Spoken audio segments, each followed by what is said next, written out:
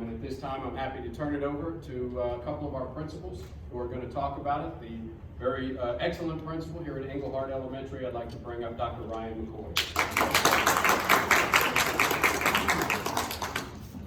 All right, good morning. Thank you, Dr. Polio. And Dr. Polio did a great job of summing up kind of what restorative practices is.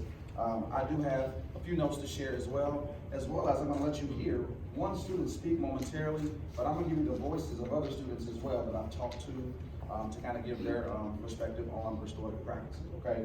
So, according to the Schott Foundation, restorative practices is about fostering healthy relationships and promoting positive discipline in schools. According to the International Institute for Restorative Practices, it's an emerging science, social science, that studies how to strengthen relationships between individuals as well as social connections within communities. To kind of sum that up, one thing we focus on here coming for me is we focus on building and maintaining relationships, and when there's harm done, the focus is on restoring relationships, which can be hard. It's hard having to face someone and sit down and talk to someone that you've caused harm to, whether that be emotionally or physically. At times students would rather have some other type of consequence. I'd rather just call my mom, call my dad, or just send me home. No, let's sit down, let's have a restorative circle, let's repair this harm, because we want to build and rebuild these relationships.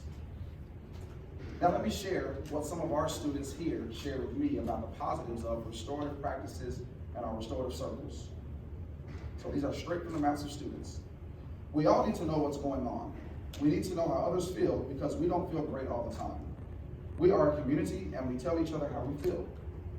Another student, good to know how someone feels because we often play with our friends, but if someone's in a bad mood, we may need to give them some space or know that maybe it's not the right time to play. Morning circle is good because it helps overcome how you are feeling. Another student says it gets stress off your back. You can let it out and it helps get rid of all the emotions. Let me pause for just a second because Dr. Polio mentioned earlier some of the challenges that our students face when they come to us.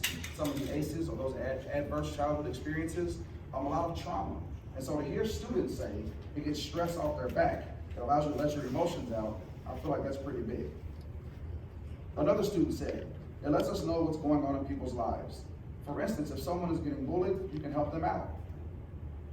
Another student said, sometimes the teacher doesn't feel well. It lets us know how the teacher's feeling and we can also help the teacher out. And if you see someone down, you can help them out because you don't know what's going on at home. And then two, I guess, kind of final statements that summed it up, coming from the mouths of students, are it builds community and it makes us one big family. And I feel like that's huge, and what school doesn't want that? Coming from the teacher, Ms. Graham, she said, it lets me get in touch with my students on another level. Sometimes that's academically, and sometimes it's not. It allows me to know my students better each and every day and helps me prepare them for life. And I can tell you that some of the benefits that we've seen with restorative practices, even in the last school year, was we did have a decrease in suspensions. And that is one positive effect because we know there's tons of research that says students need to be in school. And so, suspending kids for multiple days is not always best practice, and that it causes them to miss school. So we want to keep kids in school as much as possible.